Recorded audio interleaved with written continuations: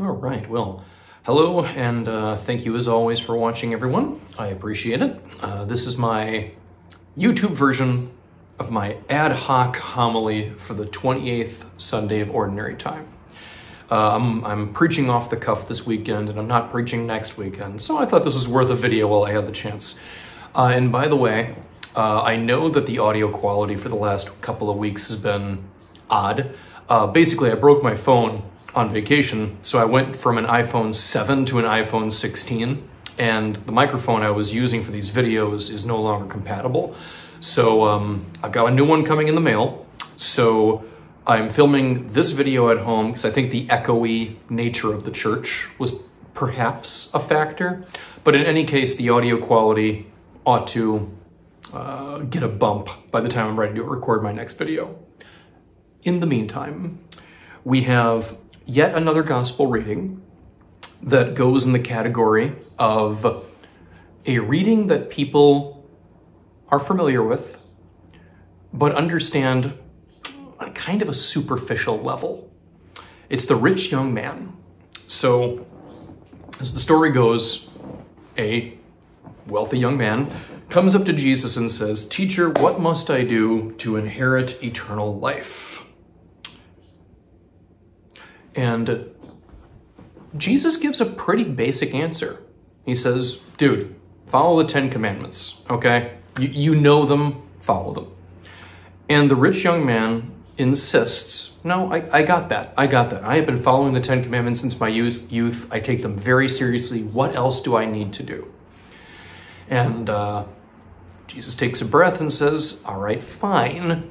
If you're looking for more to do than the Beatitudes,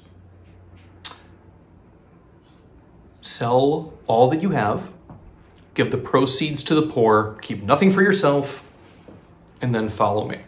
If you do that, you will truly be my disciple.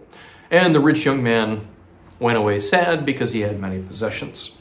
Now, when a lot of people hear this reading, they conclude that discipleship to Jesus is all about getting rid of your stuff and serving him in poverty.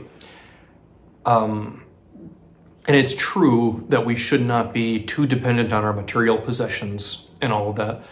But my interpretation of this reading is just a little more nuanced than that.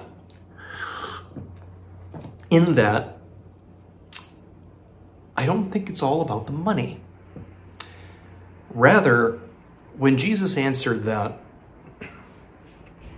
he was challenging this rich young man to continue growing in grace.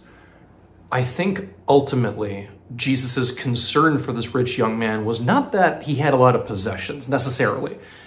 It's that the rich young man was trying to receive confirmation that he was ready for heaven as he is.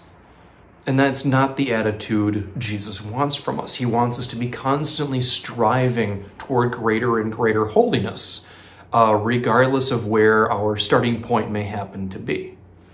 So it's my belief that if the rich young man came to Jesus and says, what do I need to do to inherit eternal life? And Jesus says, follow the 10 Commandments. Yep, got that.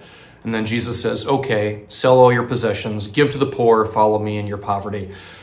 I believe if the rich young man did that, and he became, if you will, a 13th disciple,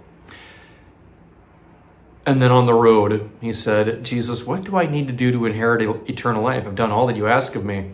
I still believe Jesus would give him something else to do. I do. Because it's not just getting rid of your material possessions and then poof, you're ready for heaven. That's not the case. We're always called to grow in holiness. And I think I came to this conclusion with respect to this reading when at some point, I don't remember when, at some point I realized that minus Judas, all of the disciples did give away all their possessions, gave to the poor, and followed Jesus. And none of them were of perfect holiness, unless you're going to count John, the beloved disciple. I'm going to ignore him for the time being. But I mean, let's stick with Peter. Peter, okay, I'll admit it, he was not a rich man like the rich young man, but he did give away his possessions. And it's my belief that it's very difficult to give away all your possessions, regardless of how much you have in the first place. So Peter did that. And we can safely assume, being the good Jew that he was, we can assume that Peter was doing a pretty good job at obeying the 10 Commandments before he met Jesus. So Peter, assuming I'm correct, he's got the 10 Commandments thing, he loves God, he follows Jesus, and he has given away all of his possessions. And he still had growing up to do. As we all know, Peter denied Jesus 3 times. I argue that Peter's spiritual journey did not end. His growth in holiness, that never came to an end until he gave his life for Christ. His spiritual journey, his growth in grace, that didn't stop when he became a disciple, when he gave away his fishing gear. It didn't stop when he denied Jesus 3 times. It didn't stop when he said, yes, Jesus, you know I love you. I will feed your sheep. It's a lifelong process. It's a lifelong journey. So once again, stated as briefly as I can manage, the rich young man, the problem wasn't the money. The problem was the assumption that we're ready for heaven just as we are, when in fact there is always more growth in grace that we can nurture and cultivate. And when we understand that, we will truly be Christ's disciples on a deeper level than we may realize.